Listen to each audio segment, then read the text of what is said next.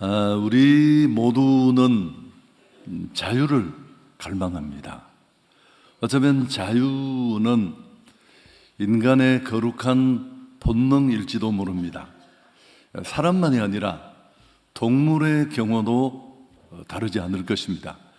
제가 한번 한 얘기 같은데, 미국의 한 대학 연구팀이 동물의 지능 한계를 알아보기 위해서 15세 된 침팬지에게 수화를 가르쳤습니다. 갖은 노력을 다해서 140여 개의 단어를 가르치고 또 이 단어를 조합해서 자기 생각과 의사를 표현하게 했습니다. 침팬지가 수화를 통해 가장 먼저 어떤 의사를 표시하느냐가 초미의 관심사였습니다. 제일 처음 표현한 말이 뭐였을까요? Let me out. 나를 좀 놔달라. 자유를 달라. 그런 내용이었습니다.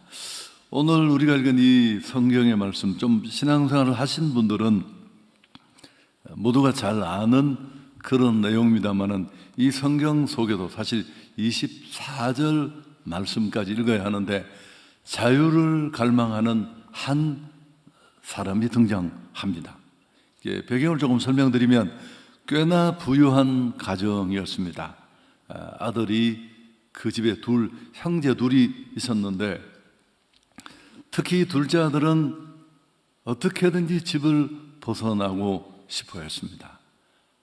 아버지의 간섭 없이, 보호라는 이름으로 행해지는 그런 답답함 없이 자유롭게 마음대로 살고 싶었거든요.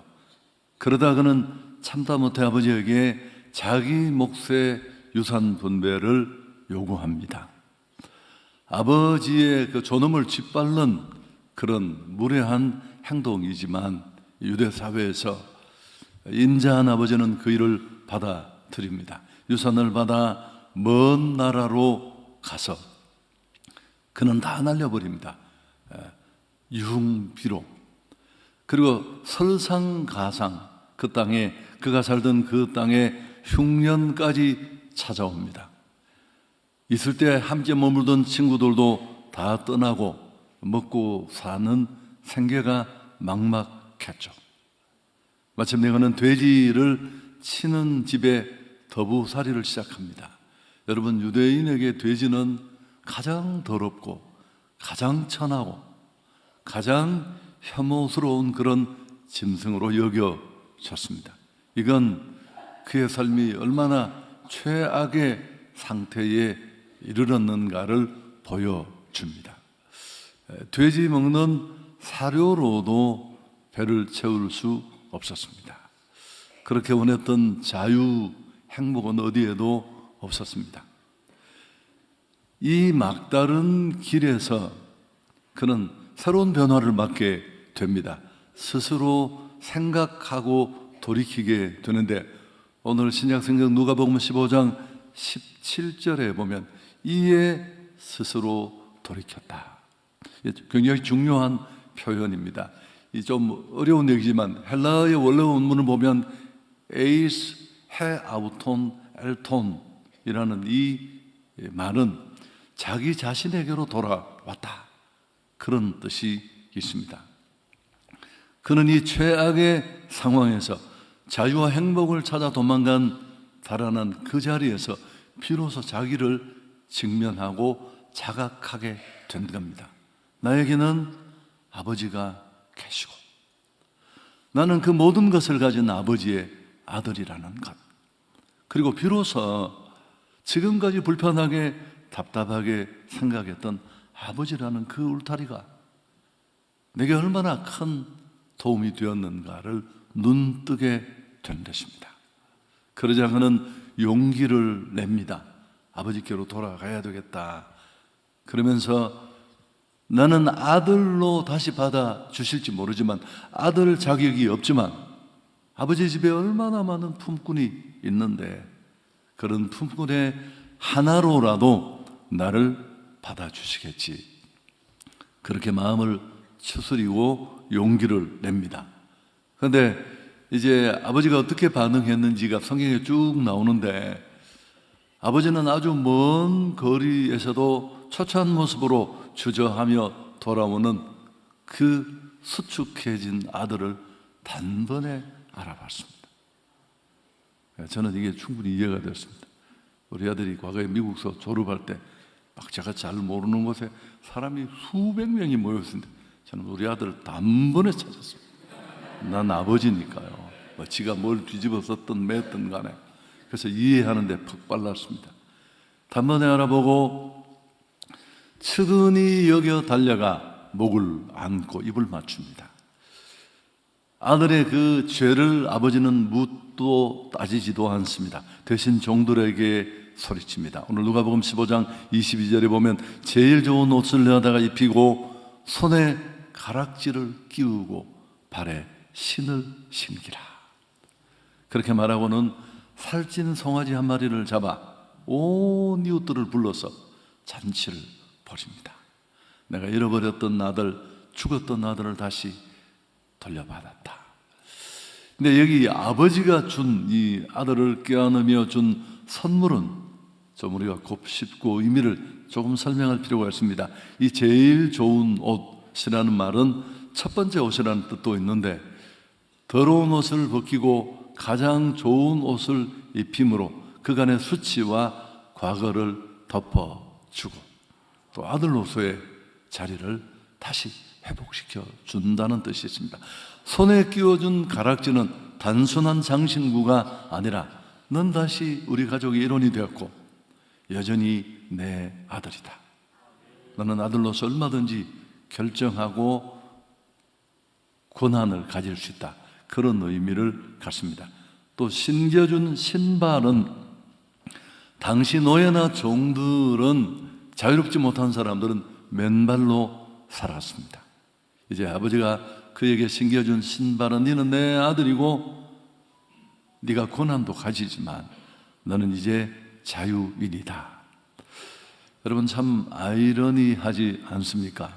아버지의 보호와 도움을 불편하게 여기고 세상에서 무언가 행복을 찾으려 했던 그가 모든 것을 잃어버렸는데 그렇게 불편하고 고깝게 여겼던 그 아버지 품 안에서 그는 다시 모든 것을 회복합니다. 존귀도 권위도 자유도 행복도. 집으로 돌아온 아들의 마음을 우리가 한번 생각해 보면 어떨까요? 얼마나 평안하고 얼마나 안도했을까. 과거에 몰랐던 그 아버지의 사랑과 보호, 여전히 그는 불편하게 고깝게 여겼을까요? 아닐 것입니다. 그게 얼마나 소중한지, 그게 나에게 얼마나 위로와 도움이 되었는지. 코로나를 통과하면서 한국 교회가 많은 피해를 입었다고 저는 그렇게 여겼습니다. 또 사실이기도 하고요. 지용건 대표가 이게 쓴 책, 우리 교육자들이 읽고 이제 수련회를 떠납니다만은 한국 교회 그 미래 2026년도 한국 교회의 데이터를 냅니다. 그 데이터 속에 보면 그렇지 않습니다. 예상 외로 많은 사람들의 신앙이 훨씬 단단해졌대요. 이런 절박한 위기를 통과하면서 정말 기댈 분이 있고 내가 의지할 분이 있다는 사실 앞에 더 많은 성도들이 신앙을 돈독히 하고 했다는 게 데이터로 나와 있습니다. 여러분 궁금하시면 한번 책자를 보시는 것도 좋습니다. 아마도 그리고 그는 아버지의 그 보호와 공급을 감사하며 넉넉한 삶을 살았을 것입니다. 그 또 하나 우리가 생각해 보면 그 이후에도 삶의 자리가 늘 그렇듯이 어려움이 있었지 않겠습니까? 흉년도, 건강의 어려움도, 위기도. 그렇지만 문제가 없었을 겁니다. 아버지가 계셨으니까요. 아버지라는 울타리 아래 그는 보호받고 있었기 때문입니다. 진짜 자유, 행복은 어디 있을까요? 너무 논리에 비약이 될지 모르지만 사실은 하나님 안에 있습니다. 우리는 죄 때문에 하나님과의 관계가 끊어졌고 또 그 생명과 축복과 행복 대신 하나님과의 관계의 단절이, 그 죄가 우리 인생을 오늘 이런 고독한 지경에 무리 속에 살면서도, 많은 것을 가지면서도 의미와 삶의 목적을 잃고 살게 만든 겁니다. 그리고 나는 정말 내 인생은 내 것이고 자유인이라고 말하는데 정말 여러 가지가 묶여 있습니다.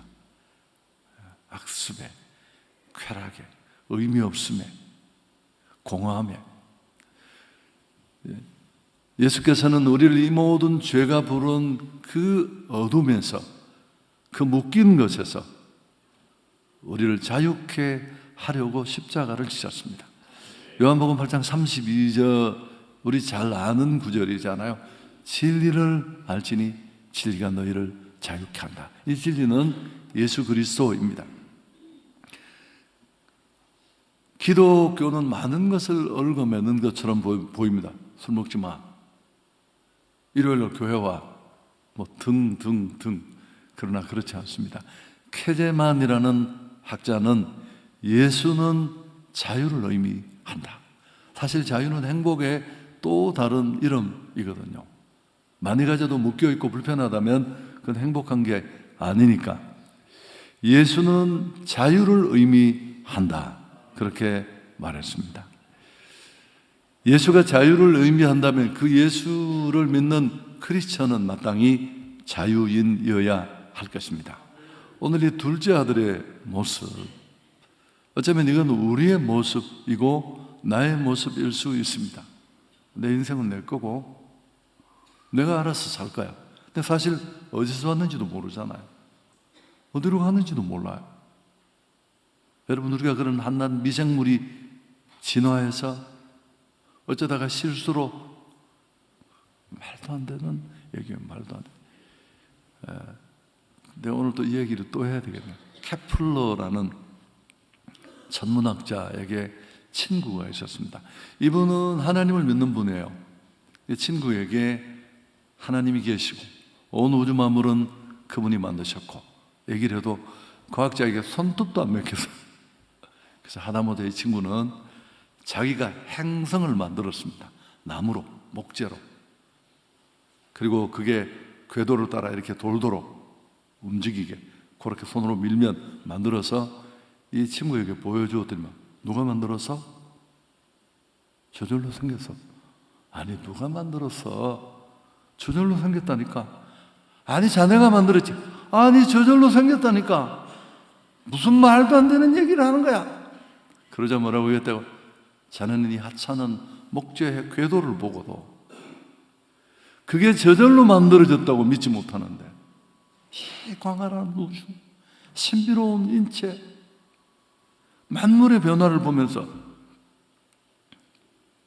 이게 저절로 만들어졌다고 억지를 부린 지가 언제부터냐고. 그래서 그 친구가 마음을 돌렸다는 얘기를 제가 어느 책에서 읽었습니다. 여러분, 정말 내 마음대로 살고 싶고, 하나님 그거 개나 주라 그래. 힘없는 인간들이 괜히 그러는 거지, 자기 삶을 헤쳐나갈 자신이 없는 자들이 그런 거지.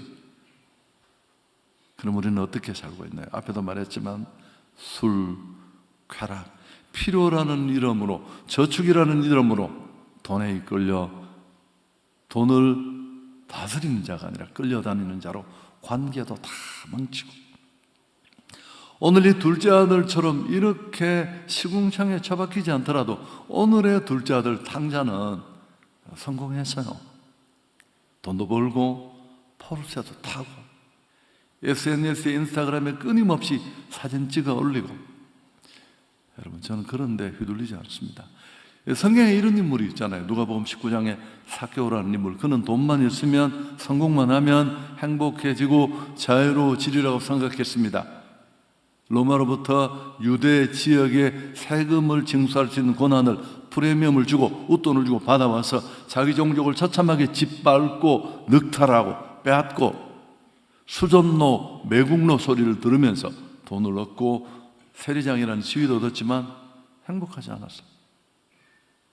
고민 끝에 예수님을 만나고, 만나자마자 그는 행복해지고 자기 것을 내려놓고 의미 있는 삶을 시작합니다.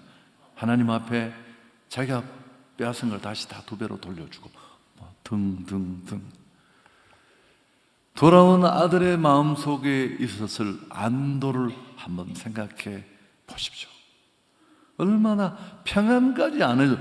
저는 평안과 편안을 구분합니다. 그건 너무 많이 차원이 달라요. 그게 정말 내 인생 전체가 기대를 주실 만큼 소망이 되지 않더라도 그 아들이 누렸을 그 편안함이 얼마나 대단했을까. 어거스틴은 고백록에서 그런 얘기를 했습니다. 많은 일을 겪었잖아요. 고백록 안에서 그는 우리 마음이 당신 안에서 안식을 얻기까지는 평안이 없습니다. 이 말에 공감하는 분들 정말 많을 겁니다. 그건 편안한 거예요. 몇 가지 요건이 맞고, 고양이 한 마리가 마당에 뛰쳐나와도 금세 날아가 버리는 정말 조각이고 흔들리는 요동하는 것입니다. 하나님 안에 있을 때 환경을 뛰어넘어 우리 안에 이 평화가 있는 줄 믿습니다. 돌아온 이 아들, 아버지 볼 면목이 없는 아들을 아버지가 데리고 송아지 잡아서 파티를 열잖아요. 여러분, 이것도 정말 우리에게 주는 메시지가 많아요. 하나님과 함께하는 삶은 잔치집과 같아요. 실제로 성경에 천국을 잔치집으로 비유한 곳이 있는데, 물론 인생이 맨날 좋은 날 희낙낙 할 일만 있는 건 아닙니다만, 드림, 나눔, 위로, 행복. 사실 우리가 자유를 누려야 하는 첫 번째 자리는 죄로부터의 자유입니다. 죄. 모든 사람은 죄를 가지고 태어납니다. 성경은 그 죄 때문에 하나님의 영광에 이르지 못하는데, 죄는 하나님과 우리의 관계를 끊어버린, 아버지 되신 그분과의 관계를 끊어버린 건데, 그 죄가 뭐냐 하면, 여러분 참 오늘 본문과 죄가 뭔 줄 아세요? 아버지의 보호를 간섭으로 여기는 거예요. 사단이 찾아와서 에덴의 축복을 누리며 살던 인생에게 뭐라고 꼬입니까? 야, 하나님 기분 나쁘지? 하라 하지 말라 그러니까 너 하나님처럼 될 수 있어. 그리고 꼬드겨서 죄를 짓고 하나님처럼 된 게 아니라 인간은 신락원하고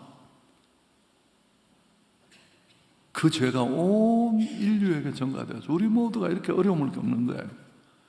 내 팔 흔들고 살면 너무 편안할 줄 알았는데 고통과 눈물, 사람 속에서도 고독을 느끼고.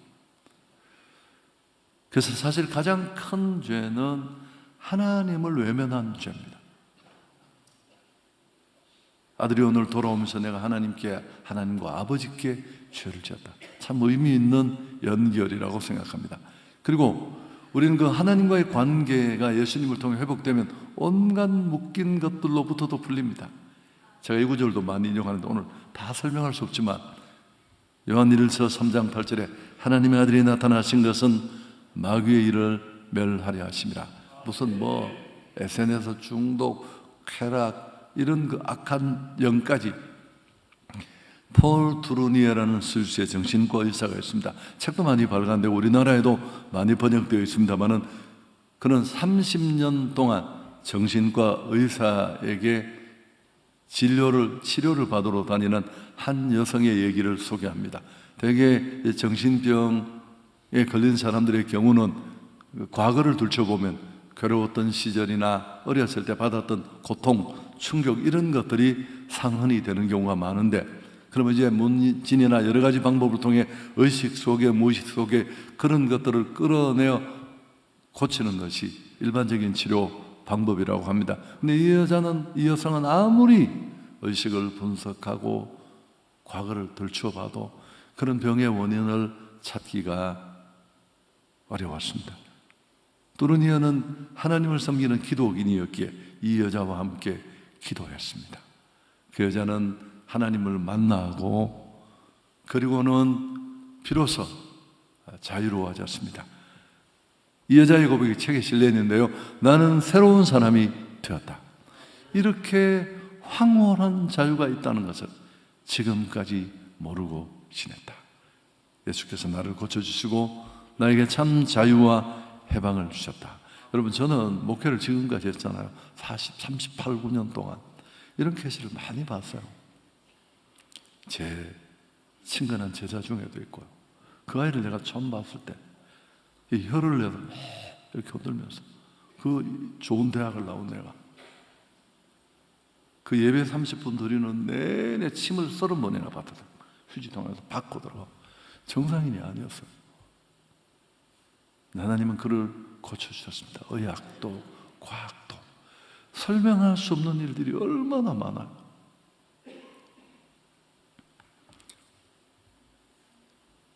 정리하겠습니다.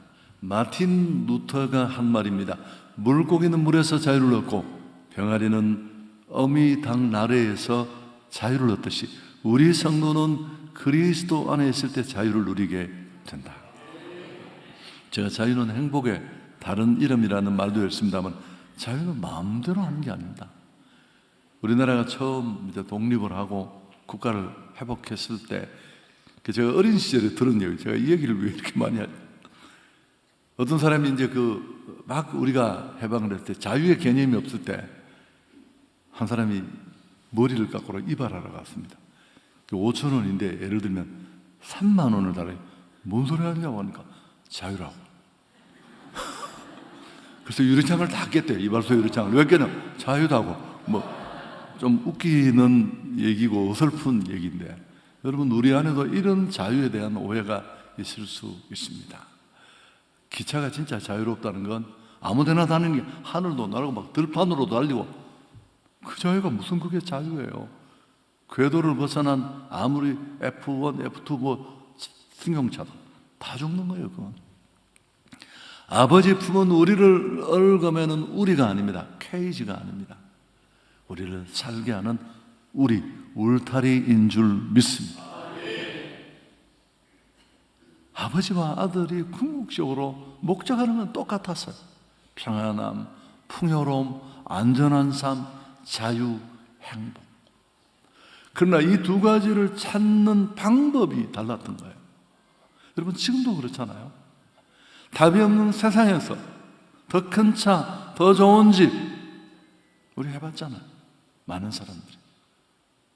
여러분, 더 공허해요. 더 없을 때 오는 공허는 간단해요. 아, 내가 없어서 그렇구나. 이건 정답은 아니지만, 오답이지만 답처럼 여겨집니다. 그럼 다 가졌을 때, 그때도 그 뻥 뚫린 구멍, 그 구멍은 어떻게 하시겠어요? 그래서 톨스토이는 하나님과 우리의 관계를 물과 물고기의 관계로 설명했습니다.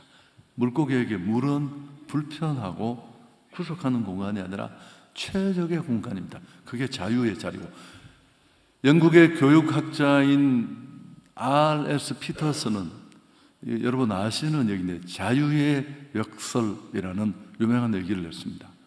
작은 자유를 버릴 때 큰 자유를 얻을 수 있다 라는 게 이 피터스가 말한 자유의 역설의 내용입니다. 아들은, 오늘 이 둘째 아들, 우리가 흔히 탕자라고 부르는 이 아들은 작은 자유를 얻기 위해 큰 자유를 버렸습니다. 세상은 우리에게 이렇게 부추깁니다. 야, 그게 자유야. 그러나 아버지는, 오늘 성경은 뭐라고 말하면, 작은 자유에 대한 집착을 버릴 때 아들의 신분을 누리는 더 큰 자유를 얻을 수 있다. 어떤 종류의 움직이는 차든지 궤도 위에 있을 때 그게 진짜 자유로운 겁니다. 여러분, 죄송합니다. 이 비유는 제가 그냥 고민하다가 해봅니다. 누군가는 결혼할 수 있지만 또 결혼의 의사가 없기도 한지 모르지만, 야, 결혼이라는 제도는 너무 불편해. 서로를 구속하고 얽어매고 조건 속에 가두고 나 혼자 살 거야. 저 물어봤거든요. 정말 자유로웠냐고, 정말 행복하냐고. 여러분, 아닙니다. 갈수록 점점 쪼여오는 고독감. 내가 지인에게 물어본 말이에요. 모두에게 적용되는지 모르지만, 50 조금 넘었는데 나 죽으면 누가 시체를 치워주지? 나 걱정하지 말라고 나라도 할 테니까. 여러분, 그게 자유인의 모습입니까?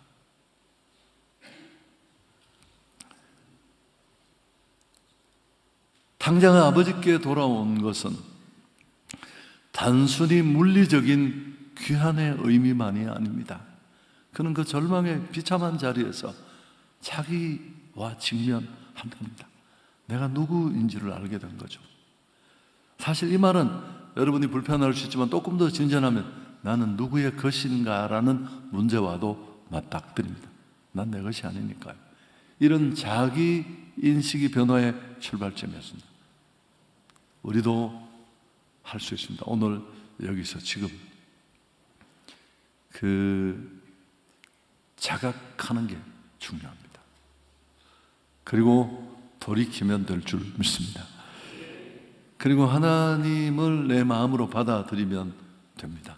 요한복음 1장 12절에 있는 말씀인데 우리 불편하지 않으면 같이 한번 읽습니다. 영접하는 자, 곧 그 이름을 믿는 자들에게는 하나님의 자녀가 되는 권세를 주셨다. 내 아들이 오늘 깨닫고 내가 누구인가, 내게는 아버지가 있고 또 내게 모든 것을 공급하던 관계 속에 끊어질 수 없는 그분이 있다.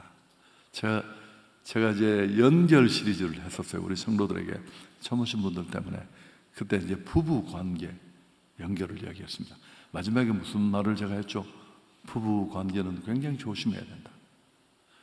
부부는 피 한 방울이 섞이지 않았어요.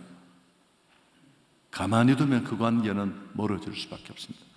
부모 자식은 아무리 자식이 나를 괴롭혀도 언제든지 다시 돌아올 수 있지만, 그래서 굉장히 많이 애정과 노력을 기울여야 된다, 그런 얘기를 했습니다만, 하나님과 우리의 관계도 예수님의 피로 맺어진 관계이기 때문에 우리가 의사 자각하고, 오늘 이 회개라는 불편한 말 쓰지 않겠습니다. 내 방향이, 내 생각이 아버지의 관계를 끊어버린 나의 자유를 빙자한 그 못된 짓이 잘못되었다, 결정이 잘못되었다 라는 것만 인식하고 자각하고 돌이키면 될 줄 믿습니다. 내 힘으로 사는 작은 자유를 멈추고 아버지의 아들로 사는 큰 자유를 결정하는 이 시간이 될 수 있기를 축복합니다. 제가 말씀드렸죠. 아버지와 아들이 추구하는 목표는 궁극적으로 다르지 않았어요. 어디서 답을 찾느냐 하는 것이 달랐을 뿐입니다. 우리 모두에게는 아버지가 필요합니다. 이제 정리하겠습니다. 이제 지금 그 경주에서 에이펙 회의가 진행되고 있는데 가장 스포트라이트를 받은 건 역시 에이펙 CEO 서밋에 참석한 엔비디아의 젠슨 왕이라는 CEO입니다. 여러분, 이분은 지금 시가총액 세계 최고고 어마어마한 영향력을 가지고 있는데, 특히나 우리 눈에 띄는 것은 삼성의 이재용 회장과 그렇게 친하대요. 그래서 발표도 했잖아요. 근데 왜 이렇게 두 사람이 친근할까? 이유를 들으셨죠? 30년 전으로 거슬러 올라간대요.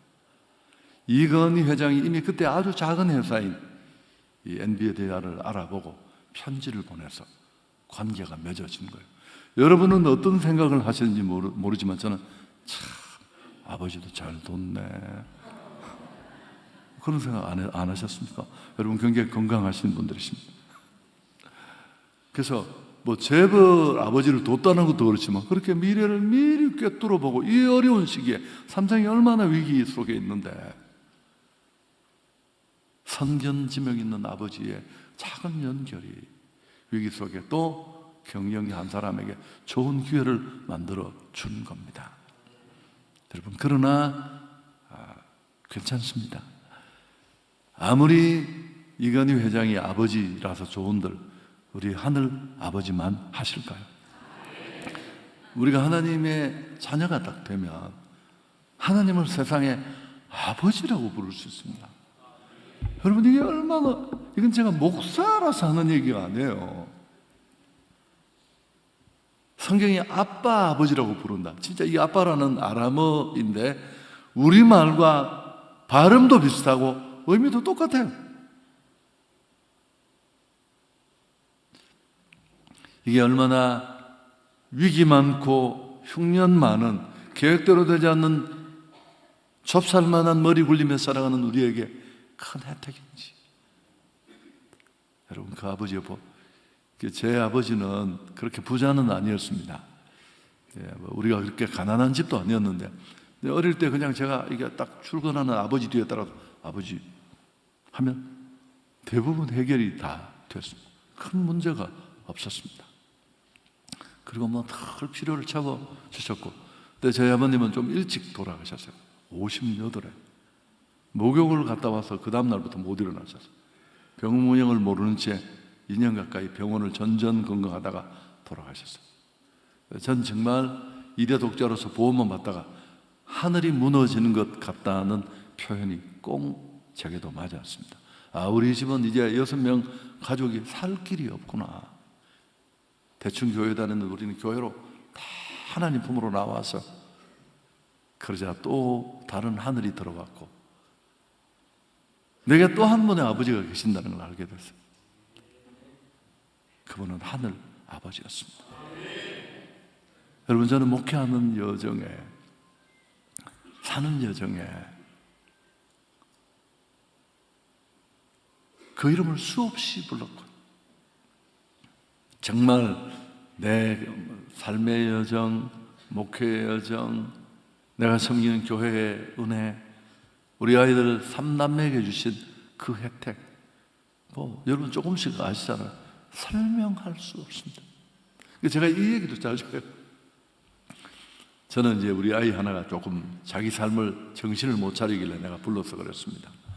아빠는 목사지만 사실은 그걸 막 그렇게 대단한 얘기로 하지 않고, 네가 들을 만한 얘기로 말한다면 아빠에게는 어떤 절실함이 있었느냐 하면, 나는 우리 아이들, 우리 식구들이 가장 나의 잘못으로 단 한 번도 마음 쓰는 일을 없도록 하겠다.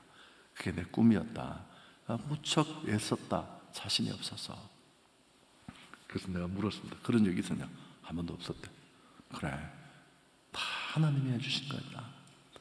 그리고 어느 날 이제 교회에서 말해주신 아파트에 제가 이 동해라이빌에 어느 날 딱 들어갔는데, 얘기 몇 번 했죠. 그 아파트 전실에 신발이 한 20컬레가 깔려 있는 거예요. 왜 그러냐면 우리 아이 중에 하나가 신발을 또 굉장히 좋아한다고 했는데 얘는 치우지를 않고 다 깔아놓고 다녀요.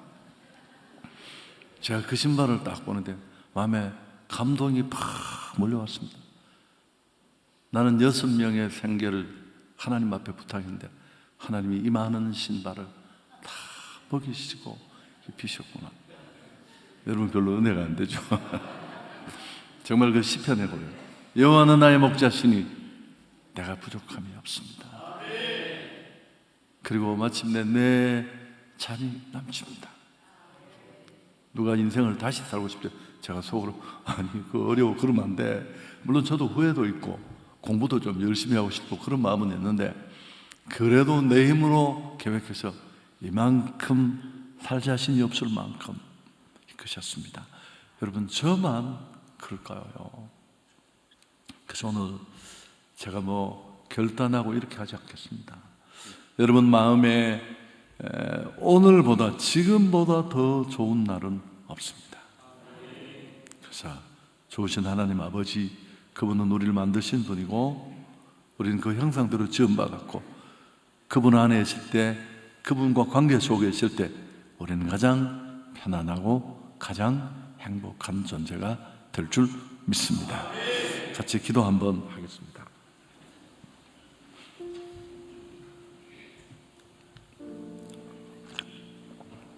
여러분, 한 1분만 한번 생각을 해보시죠. 오늘 초청되어 오신 분들이 꼭 마음에 결정을 했으면 좋겠고요. 한성교회는 주일날 잠깐 한번 보여줄 수 있는 6번의 똑같은 예배가 드려집니다. 오늘 제 설교만 듣고 모든 것을 파악하기는 쉽지 않을 테니까 한번 보시면 2시간 간격으로 약간 4부 5부는 다릅니다만 6번의 예배가 드립니다. 왜 이렇게 여러 번을 드리느냐 하면은 여러분의 삶에 딱 필요한 시간대에 와서 우리가 친구 한 명을 사귀어도 얼마나 많은 고비를 지나야 돼요. 진짜 좋은 친구가 되려면. 인생에 함께 동행하는 나의 하나님 아버지와도 마찬가지입니다. 저도 제 나이가 이제 65세인가 66세 그렇게 됐는데, 그러는 동안 이제 그분과 이렇게 눈치만 봐도 내가 그분을 알고 의지할 수 있는. 그래서 여러분, 저는 목회하면서 얼마나 많은 어려움을 겪었겠어요. 얘기하면 기절 초풍하시니까 멀리서 보니까 제가 말짱해 보이지만, 지난 주간에 목회자 세미나를 했었는데 막 우는 분도 계셨어요. 그 리더십 할 때는 너무너무 힘들었으니까. 그래서 그런 얘기들 좀 내 과거도 들려주시고 그랬는데, 그래서 여러분, 이 예배 시간 잘 1부, 다시 한번 1부, 2부, 3부는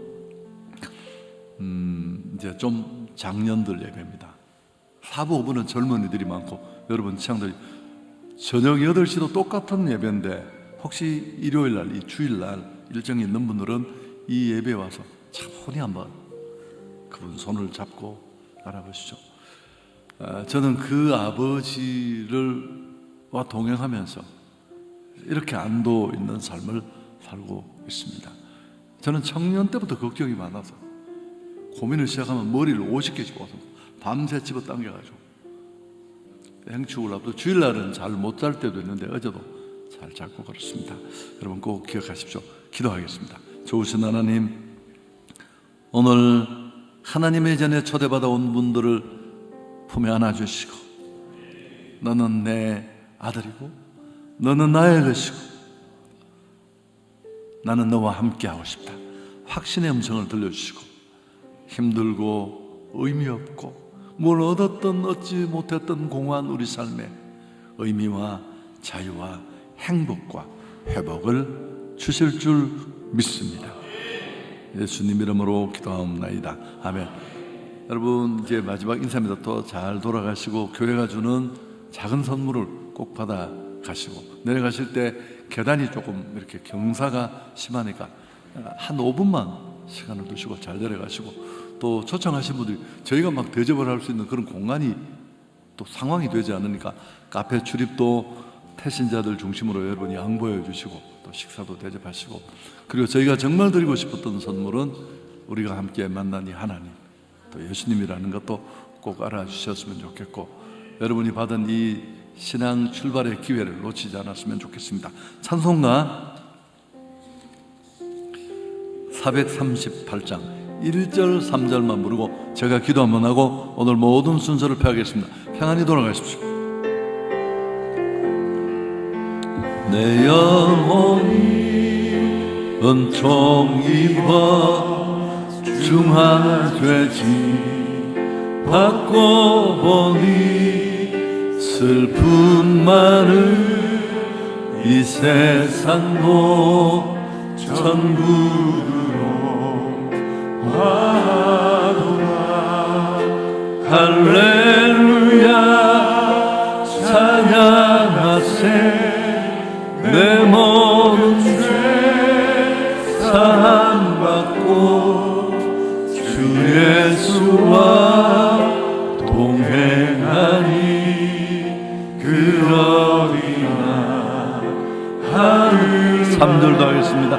높은 산이 거친 들이 조막이나 궁궐이나 내 주 예수 모신 그 어린아 하늘나라. 할렐루야 찬양하세. 내 모든 죄 사함받고 주 예수와 동행하니 그 어린아 하늘나라. 지금은 우리 주 예수 그리스도의 은혜와 하나님 우리 아버지의 놀라우신 사랑과 성령이 함께 하시는 은혜가 예배하는 우리 모두 위에 영원토록 함께 계실지어다. 아멘.